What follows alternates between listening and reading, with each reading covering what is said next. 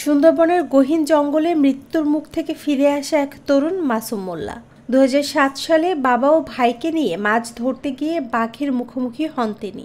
হঠাৎই আগ্রাসী বাঘের ঝাঁপ, মৃত্যুর ভয়কে উপেক্ষা করে আধা ঘন্টারও বেশি সময় লড়াই চালিয়ে যান মাসুম।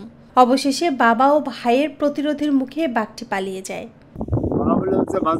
মাছ ধরতে গেছি, তখন আমরা দুই ছেলে নিয়ে আমি মাছ ধরি। একটা বান্দা দিয়েছি কলপাতা কাটিয়া এবং ডালবাড়ি কাটিয়া। বান্দা দেওয়ার পরে পানি ঠেকাইতে না পারার আর একটা বান্দা দিতে যখন যাইয়ে ডালপালা কাটতে ছুটে আমি কলপাতা কাটি। ইতিমধ্যে ওই আমার বড় ছেলের একটা শব্দ শুনছি, ও বাবা বাবা কই একটা ডাক দিয়েছে। ডাক দিয়ে চাই দেখি, ওরা দেখি না, দেখি উপরে রোমা রোমা কিছু রোমা রোমা দেখার পরে ওর ব্যাপার কি, এর মধ্যে বাচ্চা ছেলে ডাক দিয়েছে, তার নাম মাসুম, আর বড় ছেলের নাম মাসুম।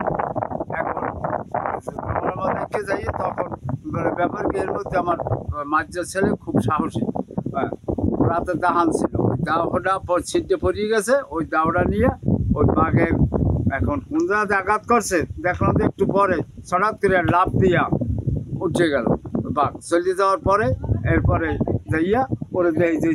গুরুতর আহত মাসুম প্রায় ২ মাস মৃত্যুর সাথে পাঞ্জা লড়ে প্রাণে বেঁচে ফিরলেও সেই দিনের ক্ষত আজ তাকে সেই দুর্বিষহ দিনের কথা মনে করিয়ে দেয়। তরুণতলা থেকে পাঁচ লইয়া ভিতরে গেছি মাছ ধরতে। মাছ ধরাকালীন খালে এখানে আমার বাঘ অ্যাক্সিডেন্ট করছে। বাঘ অ্যাক্সিডেন্ট করার পরে আমি চলে গেছি অজ্ঞানে।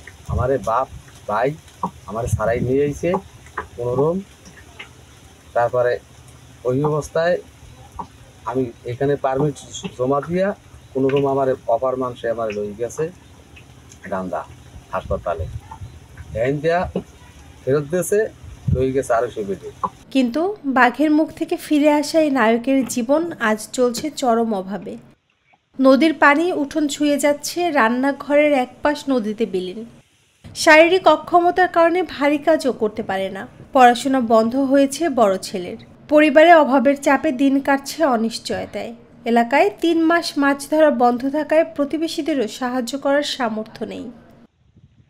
তবুও জীবন থেমে নেই। মাঝে মাঝে নদীতে যান মাছ ধরতে। তবে সেই দিনের লড়াই, সেই ক্ষত এবং বর্তমানের দারিদ্র্য সবই আজ তার বেঁচে থাকার সংগ্রামের গল্প বলে।